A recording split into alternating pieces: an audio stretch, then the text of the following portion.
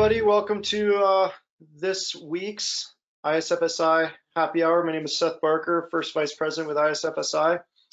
And today we're talking about what the committee chairs are up to in their each individual committees and kind of having a round robin discussion about that. As most of you already know, we kind of kicked this off from not being able to see each other at FDIC this year during our social and gained tremendous momentum with talking to everybody and kind of getting out the issues of what each training officer or firefighter is having in their own organization, and just kind of wargaming out and trying to help each other paying it forward.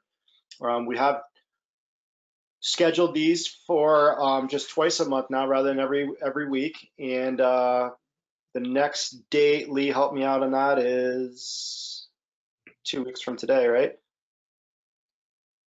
I'm sorry. So, that's okay. The date for all right.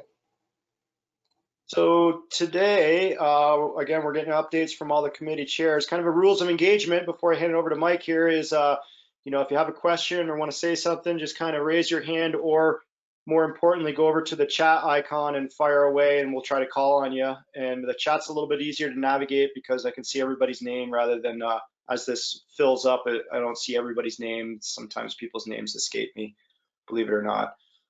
So again, let's try to everybody mute their mics, and I'll turn it over to Mike. But thanks for being here. I love this venue. I love this platform, and I'm getting a lot out of it. So thanks. And Mike, without further ado.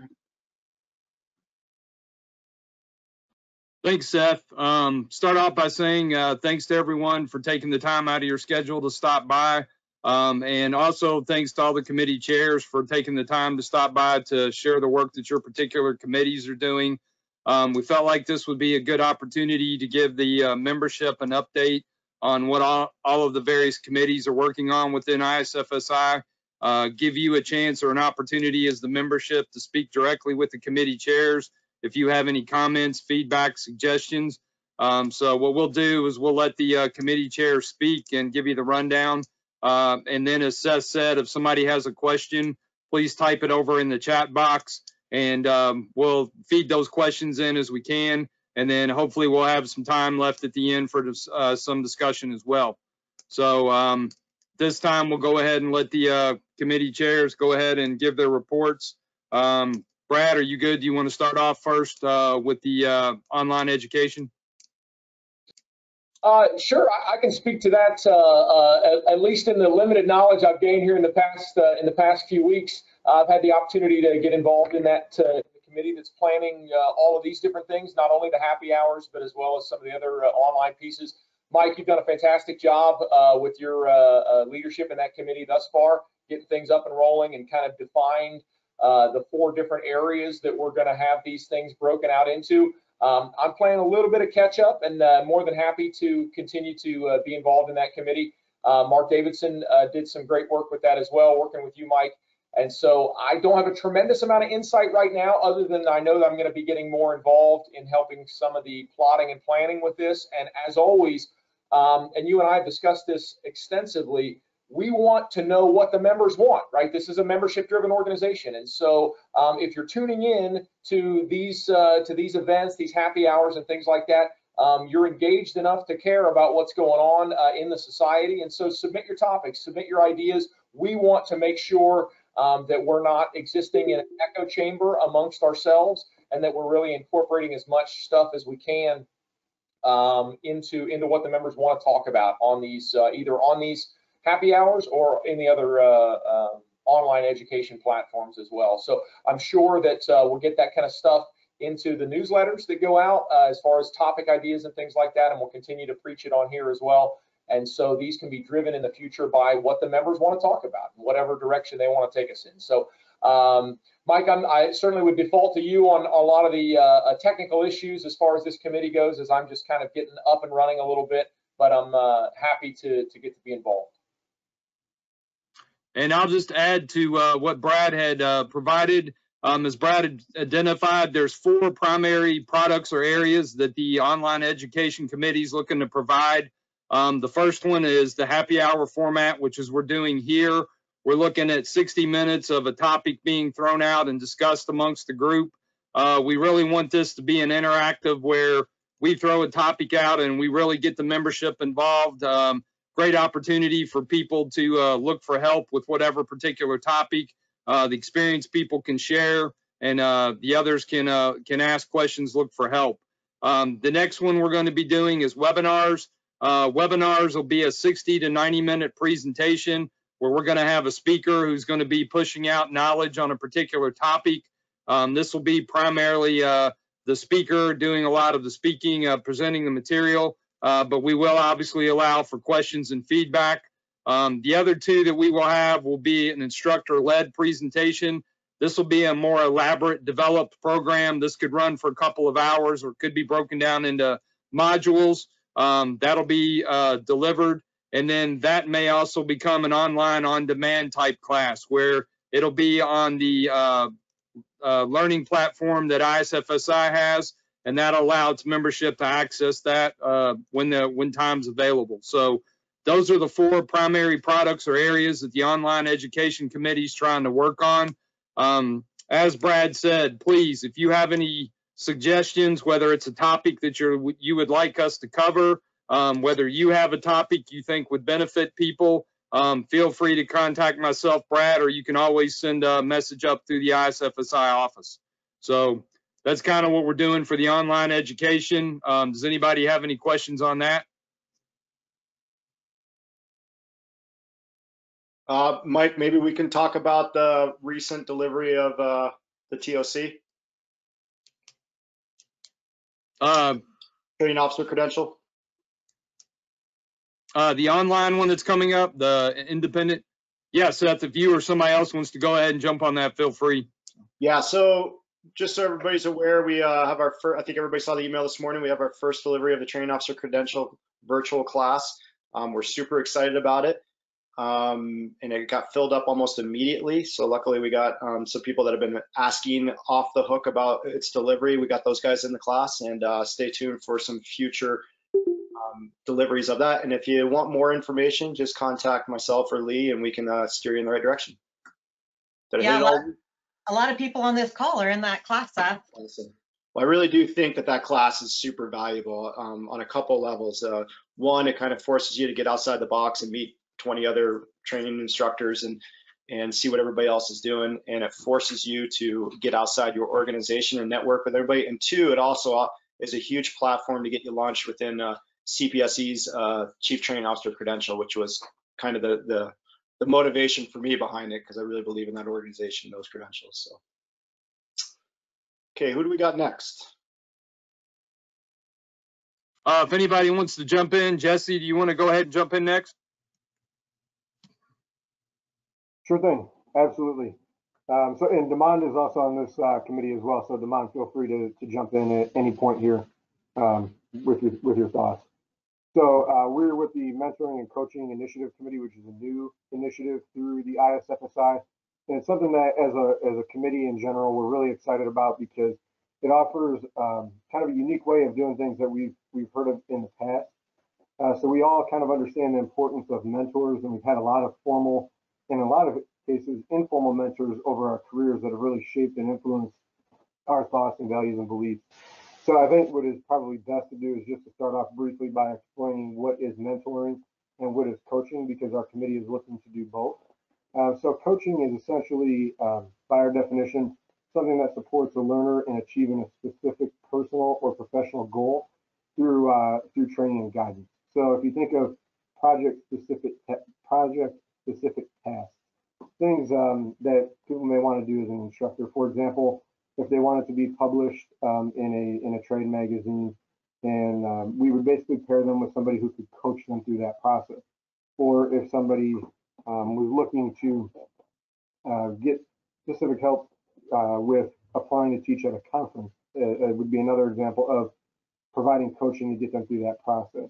When we kind of transition into the mentoring portion of it, and Demond had a great idea back at one of our original meetings, and that was basically to use the JPRs as outlined in NFPA 1041, which is the standard for fire and emergency services instructors' professional qualifications.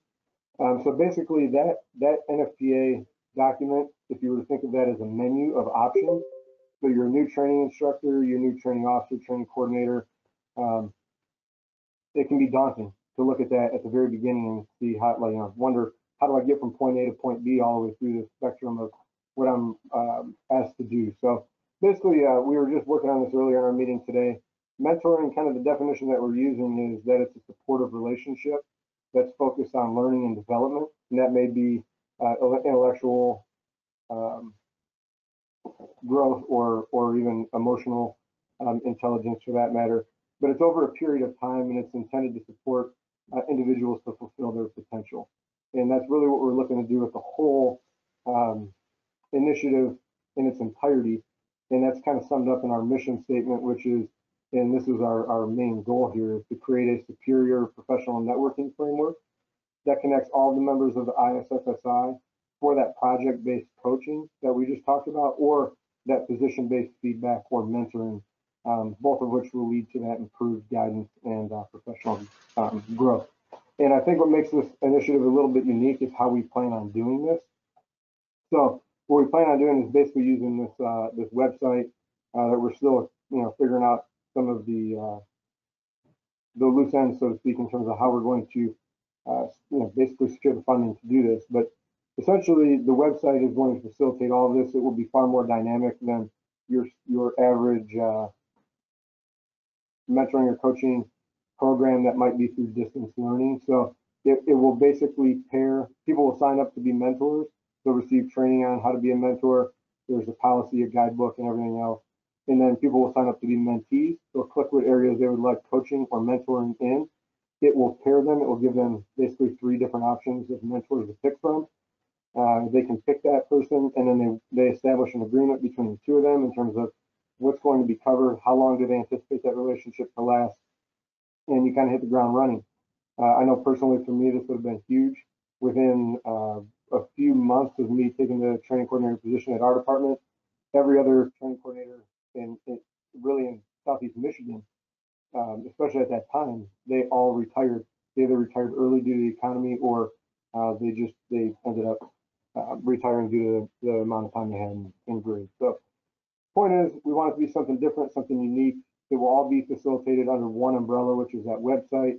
And there's a lot of really neat features too. So Demond, I don't know if you had anything you wanted to add into that.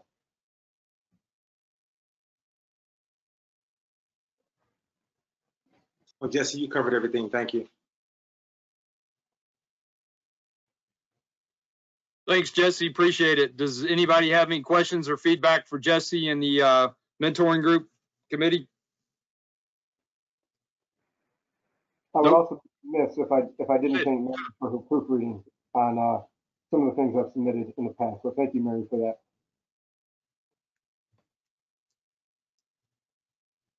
Okay, Demond, do you want to take it next on the Instructor-Gram? Yes, good afternoon, everyone. I'm Demond Simmons, Open Fire. Just recently took over the Instructor-Gram working group, and we are planning our next set of Instructor-Gram, the lesson plans for the duration of this year and starting the first half of 2021. Each quarter, one of the Instructor-Grams will be tailored towards the instructor to enhance his or her skill sets in the art and science of teaching. And then the remaining 8 Instructor-Grams will be various fire service topics. So if anyone is interested in presenting a particular lesson plan / Instructor-Gram, feel free to reach out to me. And that is all I have. Thank you again. I actually have a question for the group, if that's okay. I'm just curious, how are people using the Instructor-Grams that currently, now we distribute them via our newsletter? Is anyone using them? How are you using them? Do you have some suggestions for how we can better put together these as a training tool? As you know, we have a box full of old Instructor-Grams that go back what seems like 1.5 gazillion years. But does anybody have any suggestions for how you're using them and how we can do better from the home office perspective? Hey, Lee, just a quick thought on that. Are those being distributed primarily, obviously, through the newsletter? Are there any other means that those are going out? Do we ever push those out via social media or anything like that? Or do we want to try to keep it in the newsletter because it's kind of a member resource thing and not make it so widely available on social media? Or are there other ways we could get that messaging out? Yeah, we've never made it available to anyone who's a non-member. It is a member benefit because it is a training tool. So we put them in the online resource library, and then they're, of course, in the newsletter. And then we do highlight them in social media occasionally, especially if the newsletter is weak and we need to pick something out to really push and make bling. But I kind of got to thinking as we continue to work through these, I want to put together an Instructor-Gram publication of some sort, like an all-inclusive, or does the content change so often that it's kind of like the magazine that sits on your shelf. It becomes archaic before it ever gets into the hands. I don't know. Caleb had a good question of, can we kind of forecast this out to have it be a planned thing so we know what the Instructor-Gram is going to be so we can map our training around it. Is that something possible?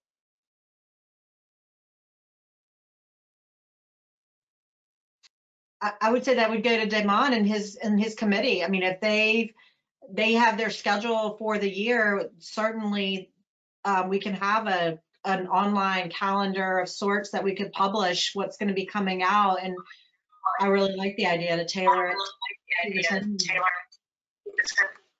Sure, we can make that a reality.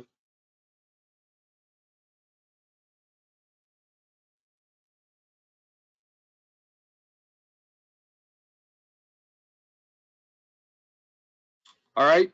Anybody else have any other questions, comments, or feedback?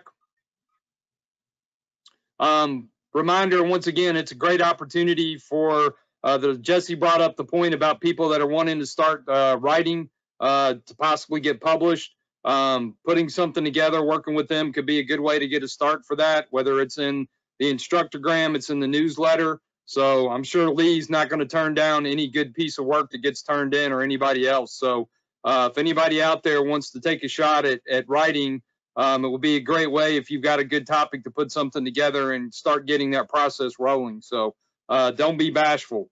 Once again, I'm sure nobody's going to tell you no, and there's plenty of people, if it's your first foray into it, be willing to try to help. So by all means, don't be bashful if that's something you're looking to get into. So next on the list would be Eric. Eric, would you like to run over the newsletter for us, please? Yeah, thanks a lot, Mike. Appreciate the opportunity. I'm the chairman of the newsletter committee. We've got a pretty small group working on the newsletter right now, along with Emily there at ISFSI office. It's been kind of a struggle for us to get articles as we've proceeded through this committee process this year. I've been the committee chair for going on about a year now. Kind of in a state of transition. We went from a rather large committee with little to no participation to now we've got a much more scaled down, smaller committee. And we're doing our best to continue to come up with articles and topics for the newsletter, but it is a struggle. So I encourage everyone to please consider submitting articles. And I'll provide a little bit of information about that here in a second. But the newsletter gets published multiple times a year, and we meet at least once a month via webinar to cover the newsletter or the articles that have been submitted. We have to review them, not only for content as far as is it factual, does it make sense, does it flow, but also, grammatically, making sure that all of those issues are addressed if there are any. And then oftentimes you have to resubmit the article to the author, have them approve the changes or make the changes that we request, and then turn around and resubmit the article. So it can be a lengthy process if the article has any issues. A lot of times they don't, but if they do, we have to work through those issues with the author. As far as topics go, we would like for the topic to be obviously related to some sort of instructorship. whether it be course delivery, career development, leadership development, dealing with situations like we're going through right now with how you deliver training when you can't get large groups of people together, how you conduct your hands-on training, things like that. Pretty much anything that's training related or has a training philosophy behind it, or a mentorship or development philosophy behind it, is what we're looking for. As far as article length goes, not a huge ask. Normally we request that articles be 1 to 3 pages long. Obviously, you know, the sweet spot's 2. We've had articles that are longer. Sometimes we have to pare those down or ask the author to edit them a little bit, but in general, 1 to 3 pages is what we're looking for. It doesn't have to be anything earth-shattering. It doesn't have to be a new fangled widget. It just has to be a solid topic addressing something that an instructor can get out of, or get information out of. Obviously, people on this meeting today have probably, or I would venture to guess, have been in the fire service for quite some time. You're obviously passionate about instructing. I would encourage each and every one of you to just take some time. If you've got something that you've been thinking about writing an article on, or you've got an article that you've written and didn't quite know what to do with it, please forward it to the newsletter committee. There's a tab on the website, ISFSI website, for article submission, so you can submit your article, and then we'll review it and hopefully get it published. I know there's at least 4 people who could write articles. All the committee chairs could submit an article about your committee that could go in the newsletter and tell a little bit more about your committee and what you're trying to accomplish, and get your message out that way as well, outside what's being conveyed here today on this happy hour. So I'd be happy to take any questions. If anyone has any suggestions for topics or issues that you have with the newsletter, by all means, please let me know, and you know, we'll go from there. But that's about all I have. Thank you for the chance. Thanks, Eric. Does anybody have any questions or comments for Eric in the newsletter? Don't be bashful. This is Brad. I just wanted to throw out there real quick to Eric and to anybody else that's listening. We've talked for several years running about trying to get like a good prop shop article in there, maybe as a recurring series or something like that. I think Tony Carroll was talking about taking that on at one time a while back, and I'm not sure if it ever materialized. But a lot of instructors are out there are really good with building stuff with their hands, with making props and stuff like that, and putting those types of plans out there for other instructors to use. And that would be a neat thing to see make an appearance or a reappearance in the newsletter somewhere, some type of a prop shop series. So I don't know that I'm the one to do it, but you know, just throwing that out there for everybody. Everybody has their talents as instructors, and some are really good at that. So that'd be a cool thing to see. No, thank you, Brad. I appreciate that, and that is a good idea. And I'll certainly have a conference call tomorrow with the newsletter committee, so I'll bring that up in our discussions tomorrow and see if we can get some legs under it and potentially make that a feature of the newsletter. Thank you. Eric, can you use photographs in those newsletter articles? Yes. Okay. Yes. All right.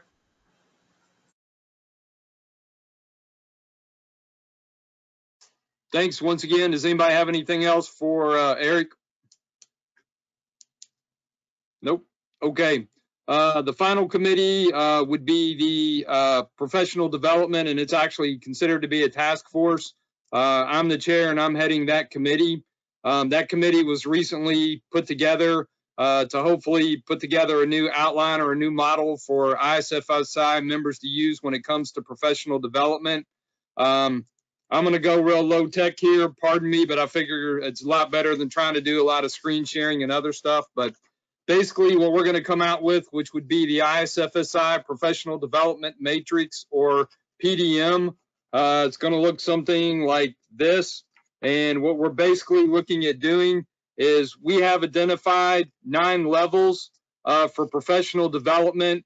and it's going to correspond to the appropriate NFPA standards. So we have firefighter 1 and 2, driver operator, fire officer 1, fire instructor 1, fire officer 2, fire instructor 2, fire officer 3, fire instructor 3, and then fire officer 4. So we've identified 9 levels, if you will, that most people are going to be working on in terms of professional development. The next thing we did was we identified 4 areas that are going to need attention, and that's going to include education, training, experience, and self-development. Some of you may be familiar with this or may have seen something that looks like this, which is the NFA's professional development model. What we did was we kind of started with that and expanded on it and filled it out. That model doesn't get down to the detail level, but what we wanted to do was to create a guiding document so that if you come in as a training officer and you decide you need professional development for a fire officer 3, what does that need to look like? In that, we will have blocks. So we'll have a block for education, a block for training, a block for experience, and a block for self-development. Those blocks would give you information such as what references can you use when you're conducting your training. So we'll identify textbooks, manuals, videos, anything that could be beneficial when you're conducting that, lesson plans, outlines. We'll get into, when you get into the skills, do you have JPRs or task books? We'll get into other things such as, do you need to develop or have an internal mentoring program to help this person develop at that level? And then we'll get into, when we get into the personal development items, things there as well. So what we're trying to do is come up with a one-stop shop where if you're trying to further your professional development program, you can find the material and information that you need. If you ever heard me speak, you'll hear me say always R&D when possible should stand for rip off and duplicate, not research and development. And I hate to say it too often as instructors, rather than taking what's out there that someone has, we try to reinvent the wheel when we really don't need to. And to me, one of the hugest, best benefits of ISFSI is the networking capability. And what we want to do is take what's out there, put that in a single source so you can easily come to the website very quickly and easily go find what you need to help you advance your professional development program. Now, I will say, in order to make this really worth something, we're going to need everyone's help because these resources that we want to reference, a lot of those are going to be coming from the membership. So, for example, if anyone has a task book for any of those positions, we would greatly appreciate it if you would be willing to share it. That way someone else doesn't have to go out and try to create their own task book. So if you have a task book for anything, you could contact us. We'll make that then available to everyone else if you're willing to share it. There's a lot of resources that an individual state or agency or region may have that others aren't aware of. I'll give you an example. Pete spoke about this recently. The Illinois Fire Service Institute has a phenomenal leadership and decision-making program that is open to anyone. Once again, a lot of people may not be aware of that, but it's a great resource. And that's the kind of things that we want to help identify. So once again, you don't have to waste a lot of time and effort going, hey, I need to conduct this training. What's the best way to go about it? And what are the best resources to make that happen? So we're going to be reaching out once again to the membership. We're looking for anyone that's willing to contribute anything to that. We hope to get the initial outline up soon.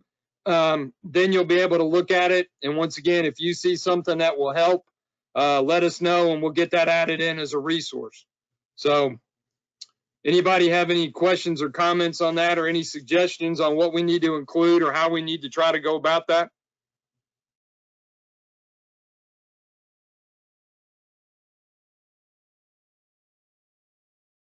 I don't know if that's a good thing or a bad thing, but so good thing, hopefully. Okay. Lee, John Schaefer from Hopewell. Is there any way that there's a section where people can access that? I mean, if there's one section like a one tab on the website that everybody can go to for that and just Yes, there will be, John. It's the task force just convened less than 30 days ago. So they're working on, but I'm excited to hear that you've got excitement in your voice, because I knew we hit the nail on the head with this when Mike presented it to us. So I would say within the next 45 to 60 days, they will have some stuff that we can start building upon. And we are going to be building infographics and information and kind of the roadmap. You know, it's funny because Brad, like a year and a half ago, 2 years ago, you and I had a discussion about the career pathway. And it was just one of those things where like getting our head wrapped around that. You know, we saw all these like cartoonish things that people had done, and we were going, there's got to be something better. Because there's so much more to this profession. So this is it. I was just looking up in my email to see if that thing we tried to do like a triangular model almost, and like, you know, kind of a little bit of a ripoff from the NFA one and plug in instructor stuff. But there's probably a better way to format that. Well, Mike figured it out. So this is going to be it, and we will build the whole thing on the website. There was some initial discussion about whether or not it should be a member benefit or if this is something, and I think we can all agree that we're all in this for the right reasons, and we want to draw people to this profession and we want people to excel. So giving these tools and saying these resources are public resources anyways, we're just the clearinghouse for them. And we're really excited about that. Good stuff. Does anybody have any suggestions or comments for any of the committee chairs? Because this is kind of a good opportunity to say, hey, you know, this is why I joined, or this is what I'm lacking, or this is what I need, or something completely off subject of, you know, hey, this is what I was hoping to get out of this today. Yeah, this is a great opportunity. You've got all 5 committee chairs here. You've got Lee. You've got Seth as the vice. So if there's something that you think ISFSI needs to be working on, you can't get a better, more direct opportunity to throw it out. Once again, don't be bashful. We're all in the same boat here. So we're all looking to try to help each other out. So by all means, if there's what's number 1 on your topic, and I hate to do it, but I'll just go ahead and do it. Tim, go ahead. What are you looking for? What can we help you with? Just our luck. We call on Tim and his system locks up on him. So Tim, if we can get back to you, we will. If you want to, you good? You back now? We can see you, Tim, but we're not hearing anything. So if you got anything, if you can, type it in the chat. We'll read it off for you. We might get you back here. I don't know. Caleb, do you have anything you'd like to throw out? No, other than what I put in the chat there, honestly, I cannot thank you guys enough for all the hard work that you're putting in. And I know this is, you know, collateral work for you guys and you're doing extra. And honestly, you guys are helping so many firefighters with the stuff you're doing. And again, I just want to say thank you for all the hard work you guys put in. Yeah, you bet, Caleb. You know, I want to make sure everybody knows that when we hear comments or emails or suggestions, whatever avenue those are put forth, you know, whether that's through, you know, direct emails or chat or whatever, we take them very, very seriously on the executive board level and on the board level. So every comment, every suggestion, every criticism is not ignored. I can say that with full confidence, and Lee can back me up on that, as Lee always says, you know, this is a membership-driven organization. And to be membership driven, we got to take everybody's concerns very, very seriously. So if you have ideas or thoughts, or you just want to chat or just want to talk, I put my email up there right in the beginning of the chat all the way up to the top. You can call me or email me anytime. And I know everybody on the chair committees and on the board is very eager to pay it forward and to make this organization better. So, Jack, you got anything? I've got so much stuff it would take up another whole session. I'm trying to figure out how to retire, and everybody keeps tossing projects at me, and I'm sitting here scrambling ideas, scribbling things that I can do for you folks, and going, shaking my head going, what am I doing? I keep adding stuff to the to-do list. I'm so far behind on the stuff right now that I got to keep to, I think what I'm sticking to is I offered to do an online training session for roadway incident safety for you folks I originally planned to have that done in July. We had a bunch of short due date stuff that popped in between that is just about done at this point, and I'm still planning on doing that online program for you, so I'm going to keep it at that for the moment. Thanks, Jack. What about you, John? You got anything, any needs, any suggestions for me or us or the team?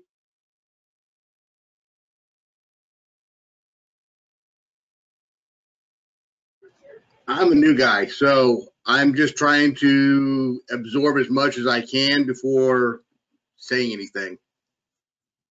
Copy that. Well, you saw my email. If there's any help that I can give you, feel free to reach out. You know, if I don't have it or if I don't have any resources, I definitely know somebody who does. So, Brad, did you want to speak again or? Just real briefly, and I had mentioned this to Mike ahead of time as well, just for everybody's knowledge that's on the call today. Obviously, COVID changed our whole world, right? It changed a whole lot of deliveries to how we were doing things. It sprung some cool ideas. How neat is it that this happy hour thing is going so strong? I think that's absolutely tremendous. I was just going to throw out for everybody's knowledge, and Lee, please kick me or interject if I say anything wrong or legally that is not appropriate to say with COVID restrictions. But a lot of the programs are starting to get up and rolling again with in-person classes, and that's very, very exciting. That's kind of where my passion and my love is in instructing. As much as I like seeing y'all through a strange little camera and on small little screens, that's not my bag.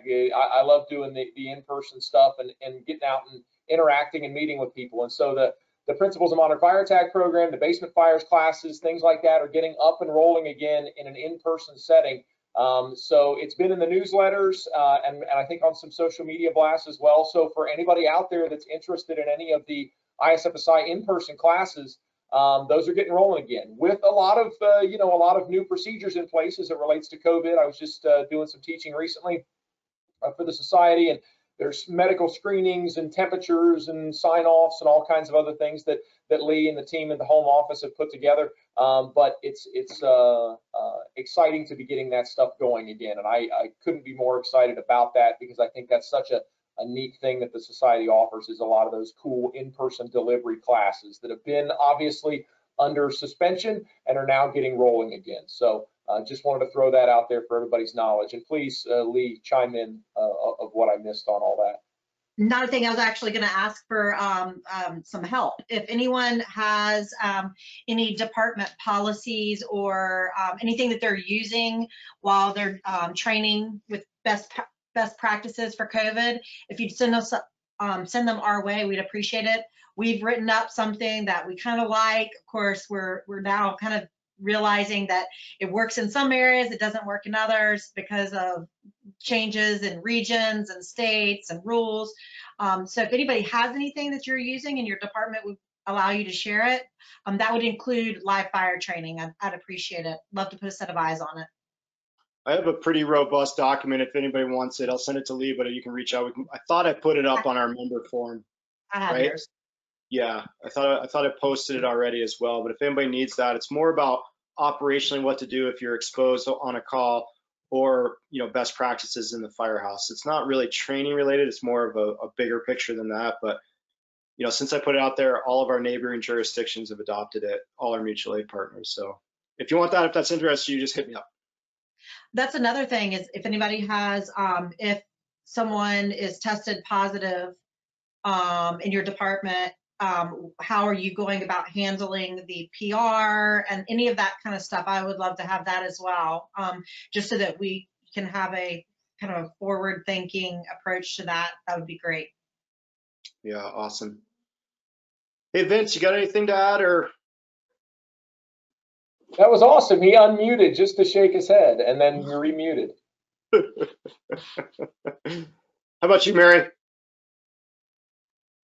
One thought that's tossing around in my head is with the professional development plan that IFC also has a professional development committee.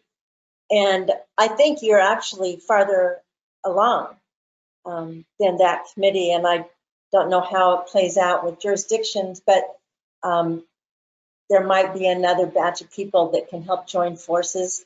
The end goal's are the same. There's a demand. People want to know what is a path for professional development. And even though we have the path through the NFA, through the IFC's Officer Development Handbook, they aren't reaching people, and they don't seem to provide the exactly what it is that people are trying to get. So if there's any way to join forces, you may be aware that that's going on, but yeah, there is a professional development committee that Trish Wolford in Anne Arundel County heads that committee. Yeah, I was going to ask who the chair was, but you said it's Trish. Yeah. Mary, are you a part of the committee? Yes, although I'm probably leaving it just because I'm not connected enough on that level. Is their primary focus looking at the IAFCs? I mean, are they looking at trying to make everyone a fire chief, or are they looking at the individual sectors of the individual paths? So would you be willing to send me a email with her contact information, and maybe Mike and I can circle the wagons with her and let her know that we're moving at a very pace? Yeah. Yeah. We don't have the red tape that IFC has. Yeah. So it just seems like, whatever jurisdictional issues there are, that perhaps they can allow a little bit of joint efforts here. Because what you said, Lee, is we're all just trying to provide that information. People want it, and that's all that PDC committee is doing too. So Mike, couple things along those lines. One, we are looking at forming a lot of strategic partnerships because, once again, for example, IFC should be taking the lead on officer development, not ISFSI, whereas ISFSI would be taking the lead on instructor development.